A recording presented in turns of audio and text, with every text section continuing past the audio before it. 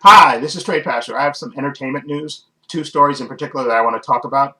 The first story is about actor Pedro Pascal, who's a really good actor. He's been in tons of things, of course, Mandalorian, The Last of Us, Wonder Woman 1984, Equalizer 2. He's just been in a lot of different things. He's a really talented actor, and I like him in mostly everything he does. But the trades are reporting now that he's in final talks, and I think they're trying to work out the schedule and stuff. They said that he's going to be cast as Reed Richards in the new Fantastic Four movie, which is supposed to be coming out, I believe, in 2025. Of course, they may change now that the strike is over and everything else, and they get everything lined up and get along with the casting and stuff.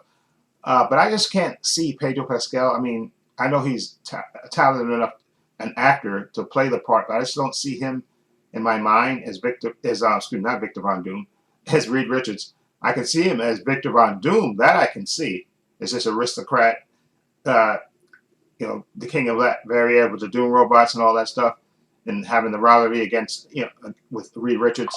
But I just don't see him as Reed Richards. I mean, of course, I'm open to have my mind change when you see him in the part. And I have no doubt he'll play the part well. I just don't see him as Reed Richards. I definitely see him more as Victor Von Doom.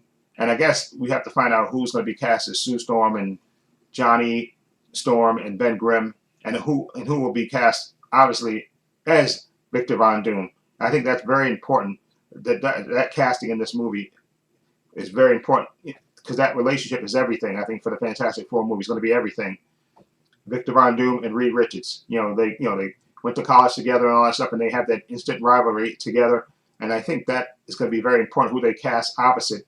If Pedro Pascal gets the role, who they cast opposite him is Victor Von Doom, and I have no idea who could play Victor Von Doom opposite him.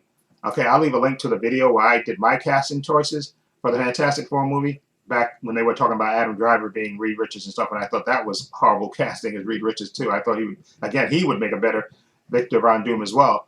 But I'll leave a link to that video in the description box so you can check it out for yourself. I just don't, Pedro Pascal, like I said, he's a good enough actor. I just don't see him. But then, like I said, it's called acting. So I'm definitely open for him to win me over as Reed Richards. Okay, now the second story I want to talk about is Marvel. They're basically coming out, all these stories. I see it all over the place on YouTube and everything else. And they're saying that Marvel is moving away from the Kang story. And if you've seen Loki season 2, episode 6, then you know the way it ended. I can see how that is very possible that they kind of wrapped up that story. They kind of wrapped up the He Who Remains the story in that episode, and so I can see them moving off of that. And a lot of people think that they're going to move to Doctor Doom, who was going to be, I believe, going to be in Secret Wars, which is part 2 of the Avengers movie, which I think was supposed to be coming out in 2026. But I think because of Jonathan Majors, his legal issues and stuff, and his case is going to trial, I think they want to kind of move off that. Although, like a lot of people said, I definitely think the Ant-Man, I think he was good in Ant-Man, Quantum Mania, Jonathan Majors, as a variant of Kang, but I definitely think they should have never let him lose to Ant-Man. I think that definitely hurt the character. I think that was absolutely ridiculous that they had him lose to Ant-Man. And to make an impact, what they should have did, they should have had him kill Ant-Man. I think that would have sent shockwaves throughout.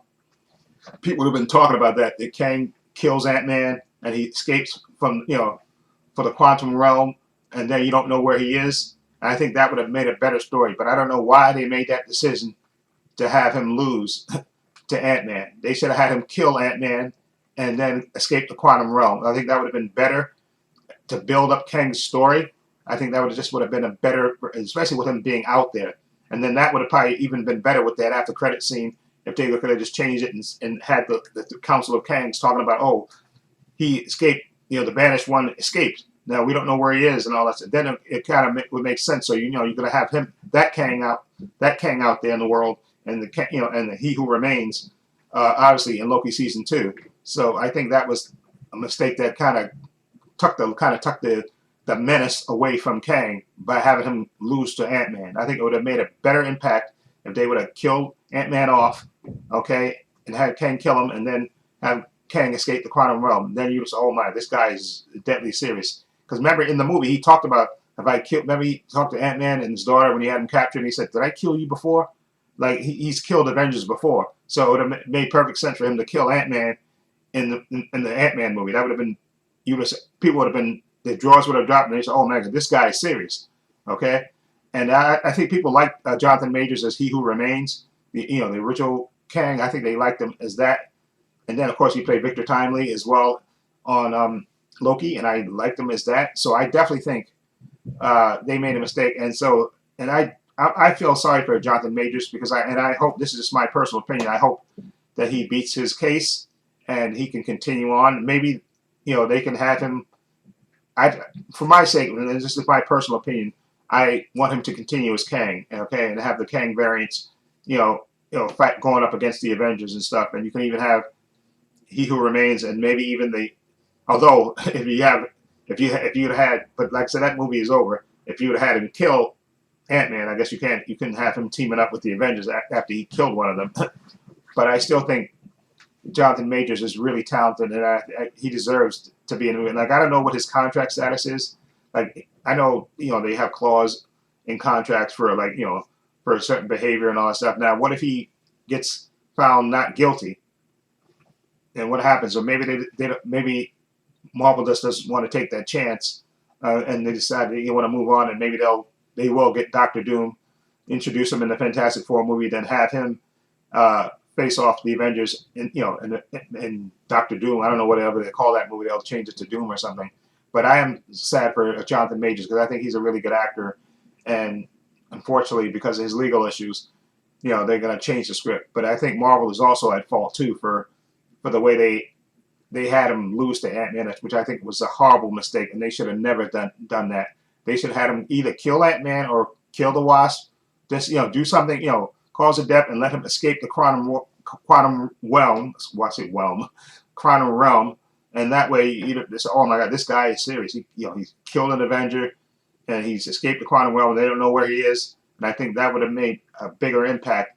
But they kind of nerfed him. They nerfed him by having him lose to Ant-Man, which I think was basically lose to a bunch of ants. Okay, which is totally stupid, especially because that majority of that movie, Jonathan Majors played him really good, and then this, had him lose to a bunch of ants. So I thought that was so silly, really silly.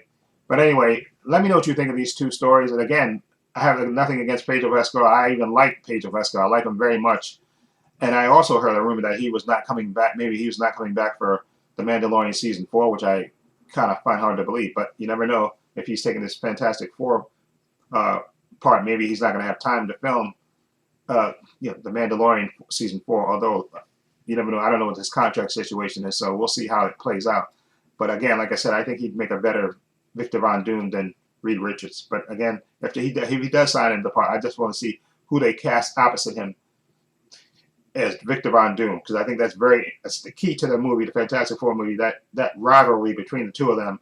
So you got to cast an equally strong actor against Pedro Pascal. So that's my opinion about that. And again, Jonathan Majors, them moving away from Kang, really disappoints me because I was looking forward to the Kang Dynasty and all the different variants and all that stuff.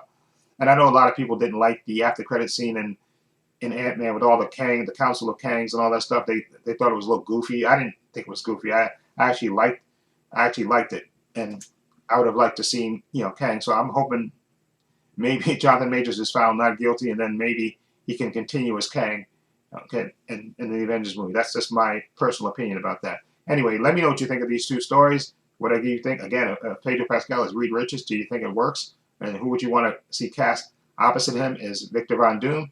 And also, what do you think about Kang and them moving on from Kang? And I understand the reason they would do it because of Jonathan Majors' legal situation is kind of in flux, and they don't know, and maybe they don't want to wait to see what happens. So I understand that from a business standpoint. Anyway, feel free to leave comments down below. I have links to my social media in the description box: Facebook, Twitter, Instagram. I also have a link to my other channel called Views and Opinions. We check that out as well. Also have a link down below to my Patreon. My Patreon's only $5 a month. I have tons of content on there, tons of unedited content on there. Everything from Marvel shows to DC shows to Gen V to movies. Follow link down below. It's only $5 a month. If you want to support me, I'd greatly appreciate it. Also, please give this video a like. Also, hit the subscribe button, hit the notification bell so you know when I upload new content to this channel. And this is Trey Pass. Saying so long and take care.